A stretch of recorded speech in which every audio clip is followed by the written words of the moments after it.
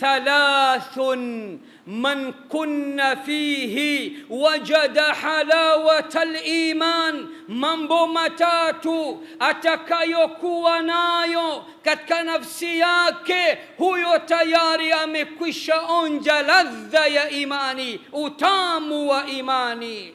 Sikiliza, jambo la kwanza, an yakuna Allahu wa rasuluhu ahabba ilayhi mimma siwahuma. Jambo la kwanza, awe Allah na mtume wake ndiyo wenye kupendwa zaidi na yeye kuliko kila kitu. Jambo la pili, wa an yuhibba almar'a la yuhibbuhu illa Allah, uwapende watu kwa ajili ya Allah na usiwapende kwa ajili ya chochote. Na ikitokea ukampenda mtu, mpende kwa ajili ya Allah na sio kwa ajili ya chochote. Jambo la tatu, wa an yakraha an yauda ila al-kufri kama yakrahu an yuqdhafa fi an-nar, uchukie kurudi katika kufuru, katika madhambi, katika maasi, katika upotofu, kama unavyochukia kutupwa katika moto.